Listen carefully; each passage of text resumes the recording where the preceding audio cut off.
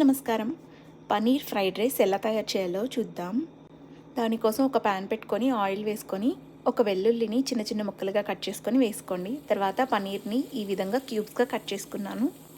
ఇందులో కొద్దిగా సాల్ట్ కూడా వేసుకొని వేయించుకోండి. బాగా ఆరెంజ్ కలర్లోకి వచ్చే వరకు వేయించుకోండి.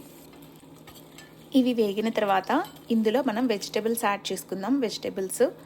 నేను ఇక్కడ వచ్చేసరికి sweet corn, carrot, capsicum, cabbage ఇవన్నీ కూడా వేసుకొని కొద్దిగా వేయించుకోండి. మరి ఎక్కువగా ఫ్రై అవ్వనవసరం లేదు, లైట్గా ఫ్రై అయితే సరిపోతుంది.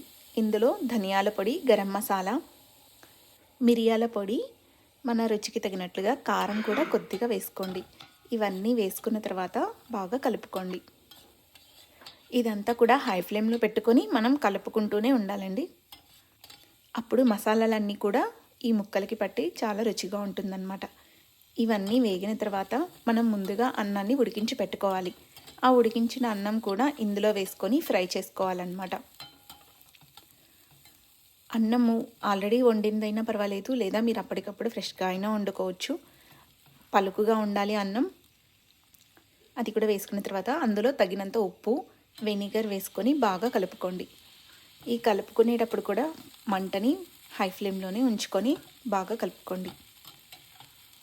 మసాలాలు, మనం వేసుకున్న ఉప్పు, కారాలు అన్నీ కూడా అన్నానికి బాగా పట్టించండి. హై ఫ్లేమ్లో పెట్టుకొని కలుపుకుంటూనే ఉండాలన్నమాట. ఇది చాలా టేస్టీగా ఉంటుందండి. మనం ఇదంతా కూడా వేయించుకోవాలన్నమాట. అన్నాన్ని ఫ్రై చేసుకుంటున్నాం కదా. ఇది అంతా ముక్కలు, అన్నం అన్నీ బాగా కలిసిపోయిన తర్వాత ఇందులో చిల్లీ సాస్, టమాటా సాస్ ఇవి రెండు కూడా వేసుకొని బాగా కలుపుకోండి.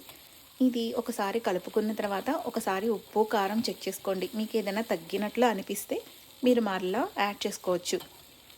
అంతే అండి, ఎంతో ఈజీగా టేస్టీగా ఉండే paneer veg fried rice ready.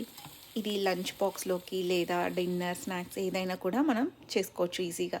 చివరిలో కొద్దిగా కొత్తిమీర చల్లుకొని సర్వ్ చేసుకోవడమే. Thank you. Thanks for watching.